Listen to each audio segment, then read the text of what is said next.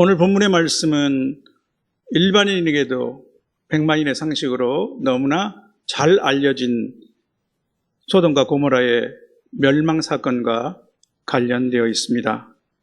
하나님은 이보다 더 오래전에 사람의 죄악이 세상에 가득함과 그의 마음으로 생각하는 모든 계획이 항상 악할 뿐임을 보시고 물로 전 세계의 사람들과 동물들을 지면에서 쓸어버렸던 적이 있습니다. 노아의 홍수 사건이죠. 이 두 사건은 후세에 이와 같은 하나님의 심판이 있을 것이라는 경고로 성경에 기록되어 있습니다. 또한 주님은 장차 형벌의 날이 순식간에 이를 것이라는 취지로 이렇게 말씀하셨습니다. 노아가 방주에 들어가던 날까지 사람들이 먹고 마시고 장가들고 시집가더니 홍수가 나서 그들을 다 멸망시켰으며 또 롯의 때와 같으리니 사람들이 먹고 마시고 사고 팔고 심고 집을 짓더니 롯이 소돔에서 나가던 날에 하늘로부터 불과 유황이 비오듯 하여 그들을 멸망시켰느니라. 오늘 본문은 이 소돔의 멸망을 앞두고 여호와 하나님과 아브라함이 나눈 대화 장면입니다. 저는 소돔의 멸망 앞에서라는 제목으로 말씀을 전하고 싶습니다. 본문이 속한 18장은 아브라함에게 아주 좋은 일로 시작합니다. 그의 장막에 세 사람이 찾아왔는데 여호와 하나님과 두 천사로 보입니다. 그들은 내년 이맘때 사라에게 아들이 태어날 것이라고 하는 약속의 말씀을 주셨습니다. 그리고 그 후 두 천사는 소돔을 향해서 떠났습니다. 본문 20절, 21절에 보면 그런데 여호와께서 아브라함에게 깜짝 놀랄 말씀을 하시는 것입니다. 소돔과 고모라에 대한 부르짖음이 크고 그 죄악이 심히 무거우니 이제 하나님이 친히 내려가셔서 실상이 그러한가 그 여부를 알아보시겠다는 것입니다. 물론 이 말씀은 사람의 말하는 방식으로 말씀하신 것입니다. 하나님이 소돔과 고모라에 대한 부르짖음을 들으셨다면 하나님께서는 이미 거기서 일어나고 있는 모든 일들을 보셨던 것이죠. 이 말씀은 죄악의 경중을 하나님께서 엄중하고 공정하게 달아보시겠다는 뜻입니다. 아브라함은 즉각 이 말씀을 그들에게 멸망의 형벌이 임박한 것으로 잘 이해했습니다. 그런데 왜 하나님은 이 말씀을 아브라함에게 미리 말씀해 주시는 걸까요? 하나님께서 직접 내려오실 정도가 되었다면 소돔과 고모라의 끔찍한 죄악의 상태에 대해서는 아브라함도 이미 자주 듣고 또 잘 알았을 것입니다. 아마도 흉측한 소문을 들 때마다 고개를 절레절레 흔들면서 쩍쩍 혀를 찼을 것입니다. 오늘 우리들은 TV나 신문을 통해서 흉측한 뉴스를 들 때마다 정말 말세다 이렇게 얘기하는 것이죠. 하나님 말씀을 듣고 아브라함은 즉각 그들은 형벌을 받아서 마땅한 사람들이라고 생각했을 것입니다. 그들의 죄악상은 진작에 진멸을 당했어도 그리 놀랄 일이 아니죠. 하나님은 노아의 홍수를 통해서 세상 전체를 멸하기도 하셨습니다. 그런데 감히 누가 이 하나님의 공의의 심판에 이의를 제기할 수 있겠습니까? 또한 아브라함은 이미 하나님으로부터 큰 약속을 받았습니다. 방금 전에도 하나님은 너는 강대한 나라가 되고 천하 만민은 너로 말미암아 복을 받게 될 것이 아니냐 이렇게 말씀하셨습니다. 따라서 이 일은 나와는 관계없는 일입니다 라고 생각했을 것입니다. 어쩌면 이번에 죄악에 대한 혹독한 형벌을 통해서 하나님이 살아계심을 만천하에 보여주시는 것도 필요한 일이라고 생각했을지 모르죠. 이것은 내 주변에 형편없이 사악한 가나안 족속들에게도 좋은 경고가 될 것이기 때문입니다. 그런데 그에게 그곳에 살고 있는 조카 롯과 그 가족들이 생각났습니다. 자신을 버리고 소돔 땅의 풍요를 택해서 떠났던 롯에 대한 서운한 감정은 이미 사라졌고, 롯은 항상 마음에 걸리는 조카였죠. 그가 험한 죄악의 땅에서 얼마나 시달리며 고생하고 있을지 눈에 선했기 때문입니다. 그런데 그가 살고 있는 성읍이 멸망당한다니 안 될 일이죠. 그 순간 또 그가 잘 알지는 못하지만 수많은 무고한 사람들이 또한 그곳에 살고 있으리라는 것에 생각이 미쳤습니다. 그들이 악인들과 함께 멸망한다면 이것은 공의로운 심판자이신 하나님께도 누가 되는 일이 될 것입니다. 아브라함은 즉각 하나님께 간청드리기로 마음을 정했습니다. 그는 바짝 하나님께 다가갔습니다. 믿음의 결단입니다. 간절하게 하나님의 자비를 호소하는 것이죠. 이것은 온 세계의 심판자로서 하나님의 공의에 대한 완전한 신뢰의 표시이기도 합니다.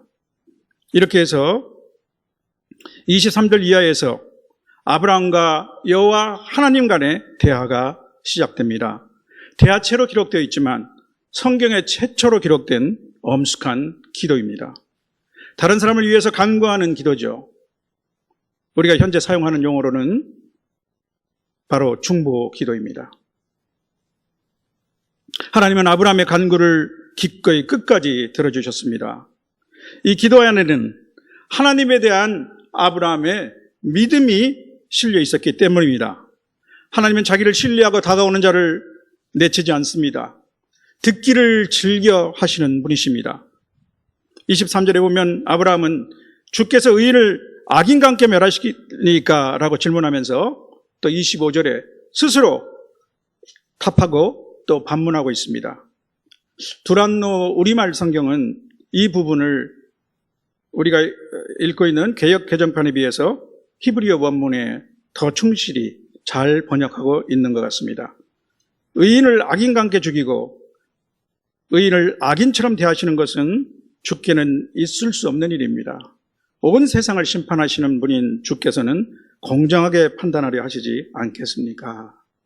이렇게 하나님께 어필하는 것입니다. 또한 이 기도에는 아브라함의 겸손이 있습니다. 그는 자신을 티끌이나 재와 같다라고 말했습니다. 하나님에 대한 경외감이 또 배어 있습니다.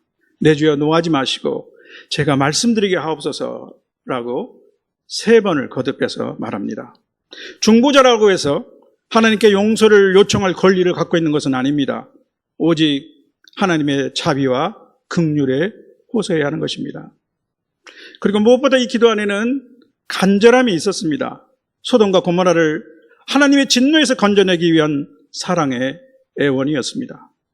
곧 멸망받을 수밖에 없는 사람들을 불쌍히 여겨서 그들을 대신한 간절한 애원의 몸부림이었던 것입니다.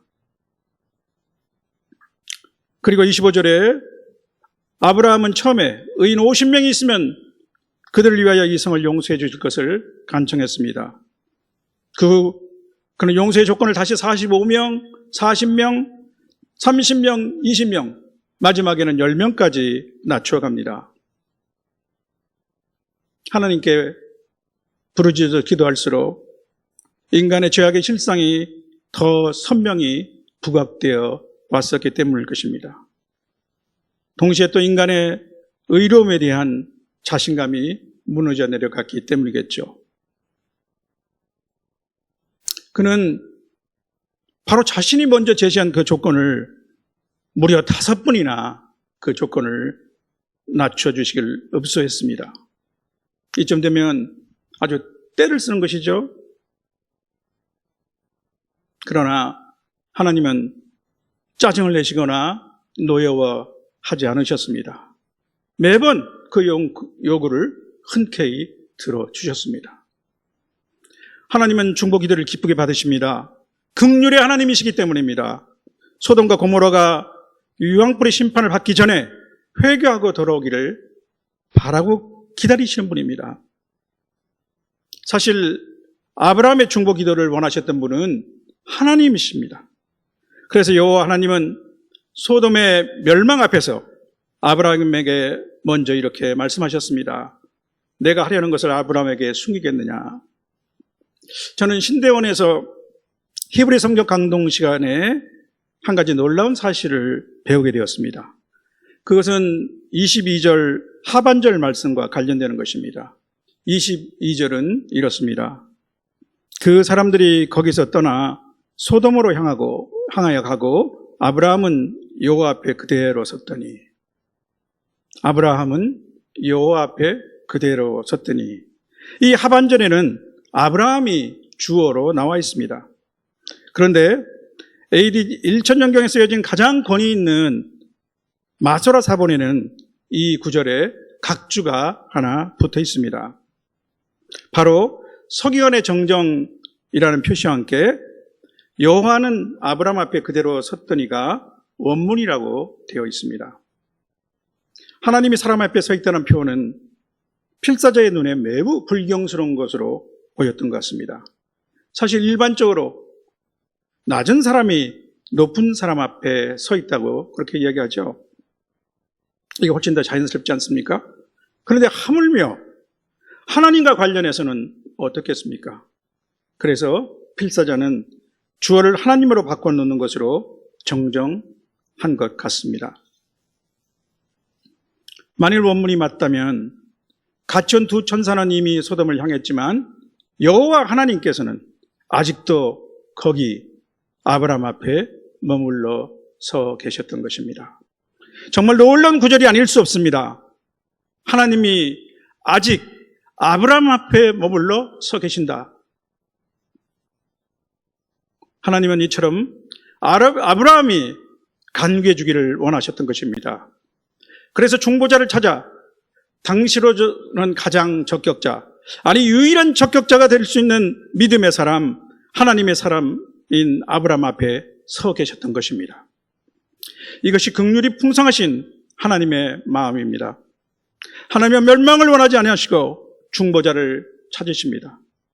또한 비록 소돔과 고모라를 멸망시키지만 아브라함의 증언을 통해서 이것이 후대의 경고와 교훈이 되게 하고 싶으셨던 것입니다.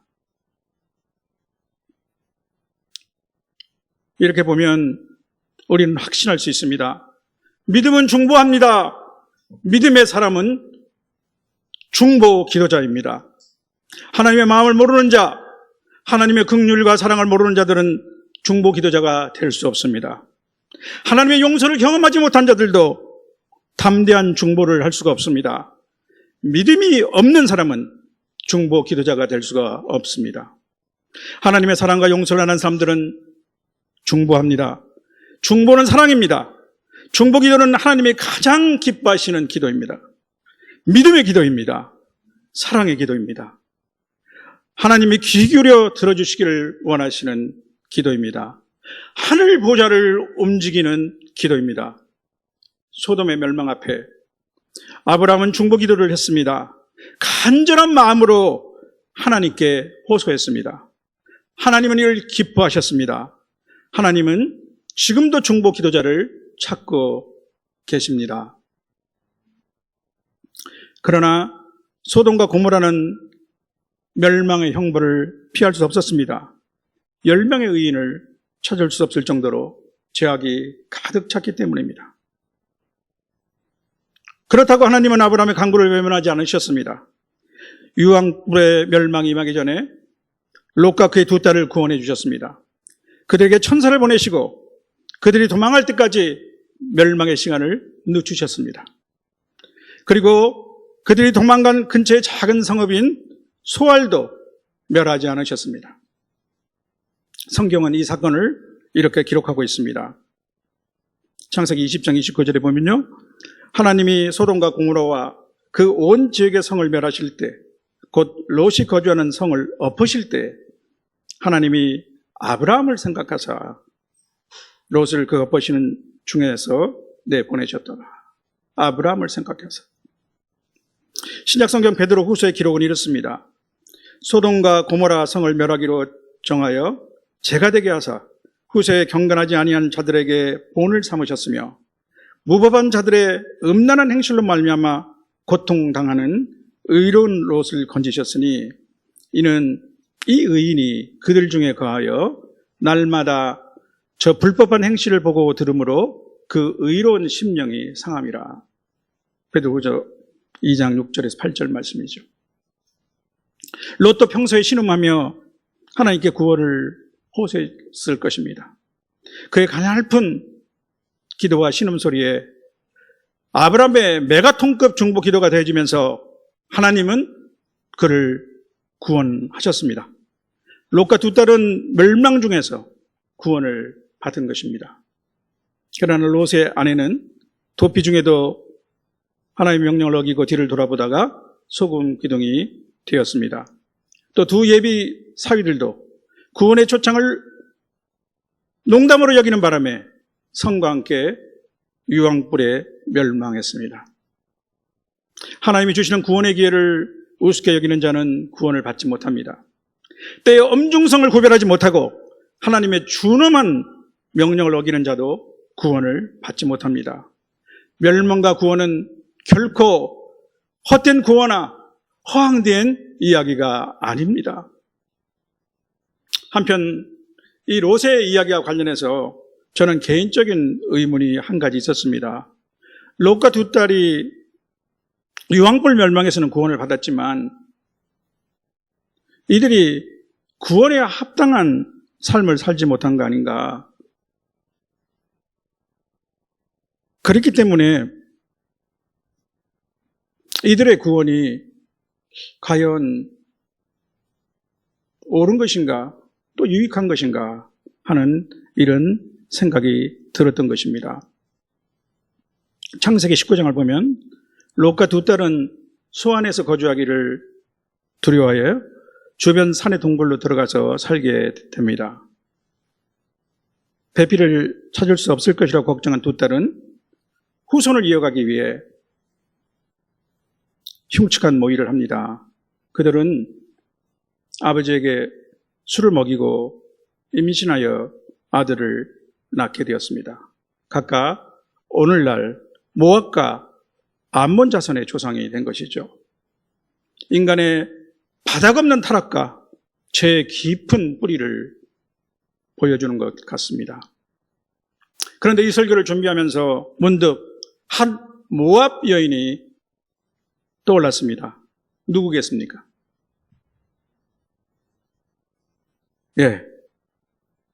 훗날 짧지만 성경 한 책의 주인공이며 다윗 왕의 3대 조모로 예수 그리스도의 족보에도 언급되어 있는 룻이죠.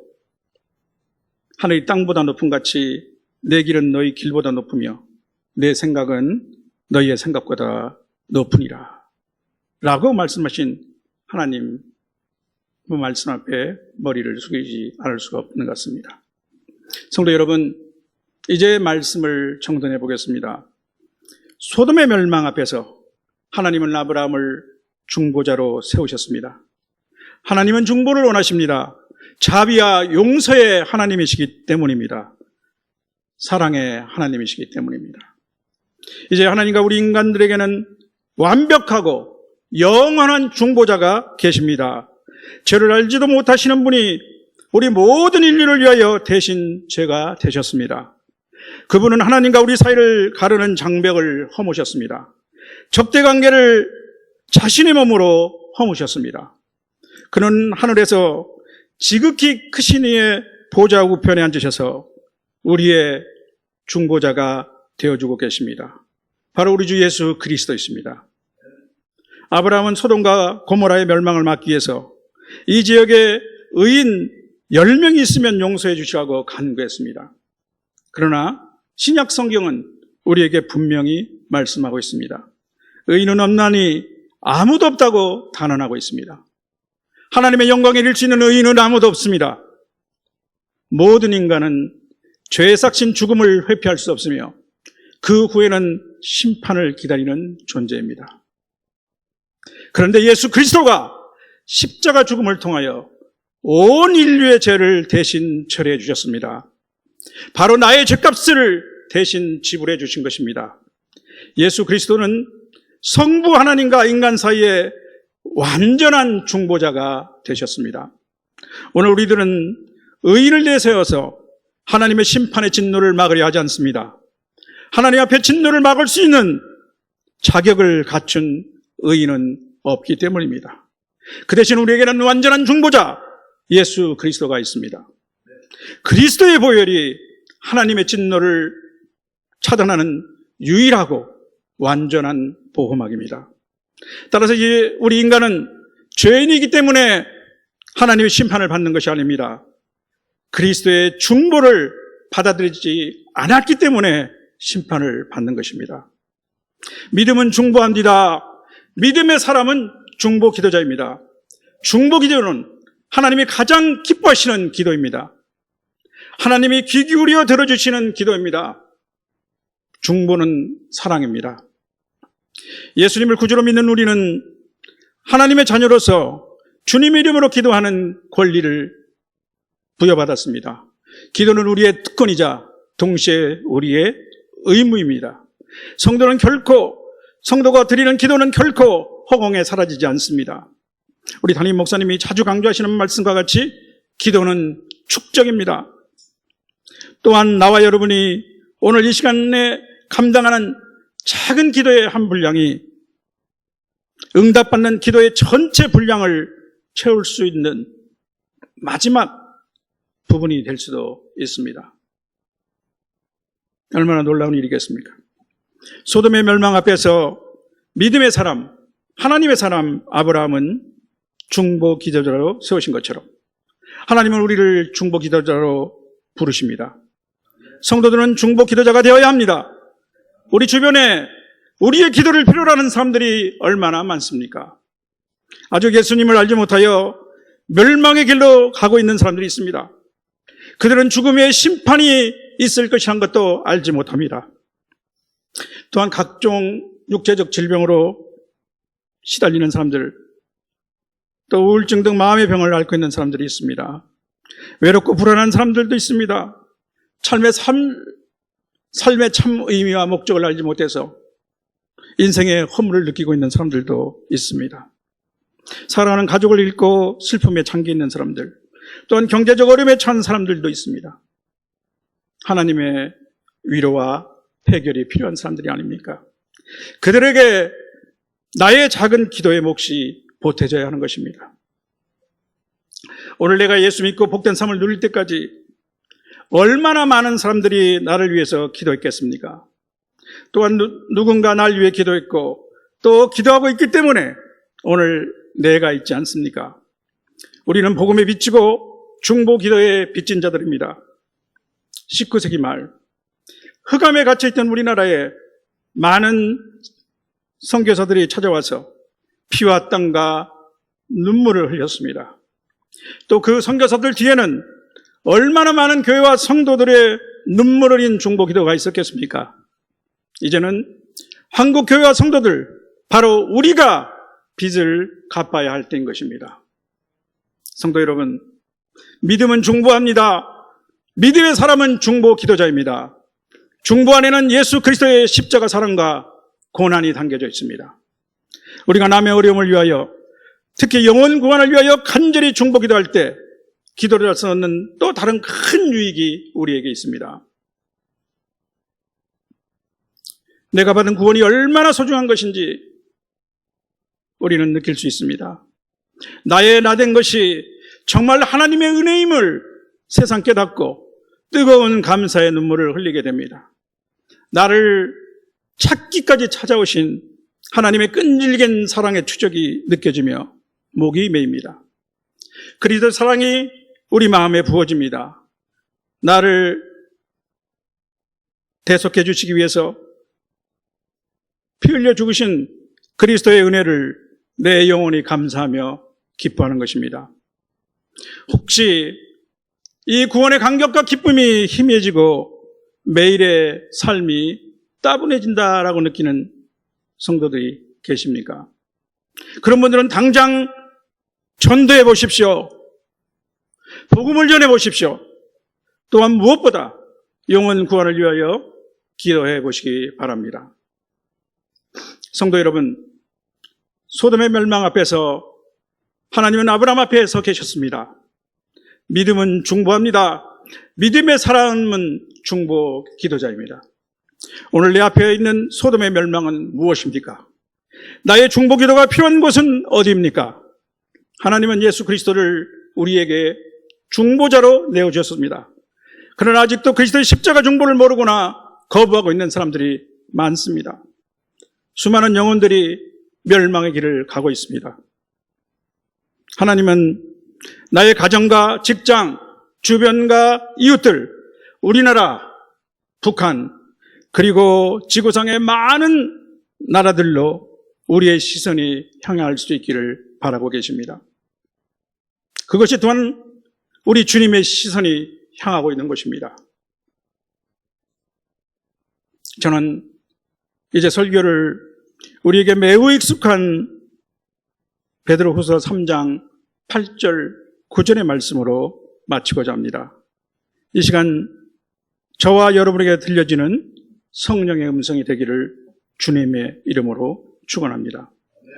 주께는 하루가 천년 같고 천년이 하루 같다는 이 한 가지를 잊지 말라. 주의 약속은 어떤 이들이 더디라고 생각하는 것 같이 더딘 것이 아니라 오직 주께서는 너희를 대하여 오래 참으사 아무도 멸망하지 아니하고 다 회개하기에 이르기를 원하시느니라.